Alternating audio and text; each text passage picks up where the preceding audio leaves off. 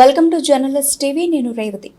ప్రత్యేక తెలంగాణ రాష్ట్ర సాధనలో కల్వకుంట్ల చంద్రశేఖరరావు పాత్ర మరువలేనిది.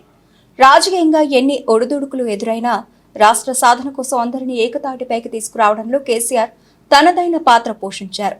రాష్ట్రాన్ని సాధించి 2 దఫాలుగా ముఖ్యమంత్రిగా తెలంగాణను పాలించిన కేసీఆర్ కు కని విని మానసిక వేదన మిగిల్చింది అని చెప్పొచ్చు. ప్రాణానికి ప్రాణంగా చూసుకునే కూతురు కవిత జైలు పాలు కావడం ఆయనకు ఆశనిపాతమనే చెప్పవచ్చు. కేసు ఏదైనా కన్న కూతురు లిక్కర్ స్కామ్లో అరెస్టు కావడం కేసీఆర్ రాజకీయ జీవితంలో మాయని మచ్చి. తెలంగాణ రాష్ట్ర సాధన సమయంలో జాగృతి సంస్థ ద్వారా తనదైన శైలిలో ప్రజలను చైతన్యవంతం చేసిన కవిత 55 రోజుల నుండి ఢిల్లీలో జైలు జీవితం గడుపుతోంది. కన్న కూతురు కవిత అరెస్ట్ అయినా కనీసం పరామర్శకు కేసీఆర్ వెళ్లకపోవడం సర్వత్రా చర్చకు దారితీసింది. మీడియాలో ఆ అంశంపై ఎవరూ నోరు మెదపకపోవడం కూడా ఆశ్చర్యం కలిగిస్తోంది. కుటుంబంలో ఎన్ని వివాదాలున్నా ఆపద వస్తే ఒకరికొకరు అండగా ఉంటారు.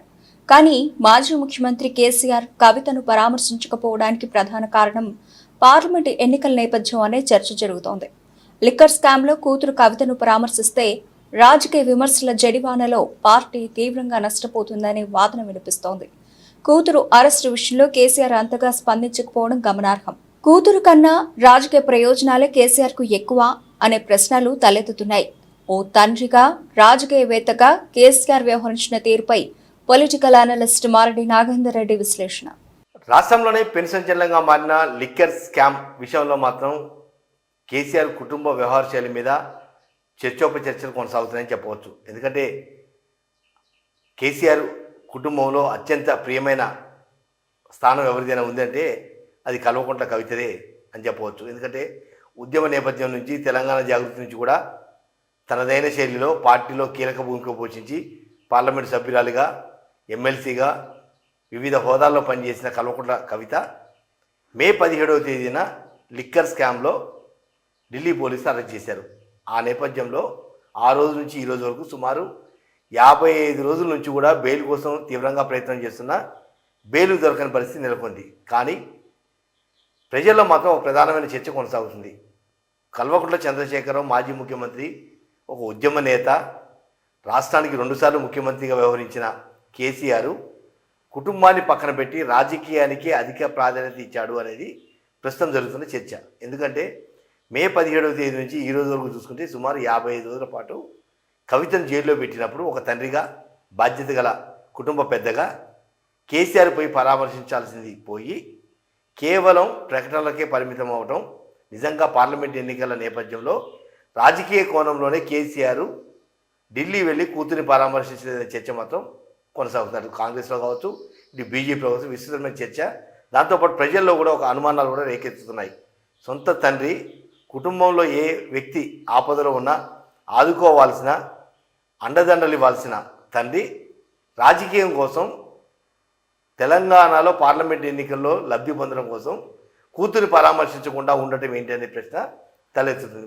ముఖ్యంగా మే 17 తర్వాత అంటే సుమారు 55 రోజుల పాటు మరో 4-5 రోజులు అయితే 2 నెలలు పూర్తి కాలం, 2 నెలల నుంచి కూడా కూతుర్ని చూడకుండా, కూతుర్ని పరామర్శించకుండా ఉండటం అంటే నిజంగా కొంత ఇబ్బందికరమైన పరిస్థితి. అయినా పార్లమెంట్ ఎన్నికల నేపథ్యంలో కల్వకుంట్ల కవిత అరెస్టు కావడంతో కేసీఆర్ ముందు నుయ్యి వెనక గొయ్యి అన్న సందంగా తయారైంది.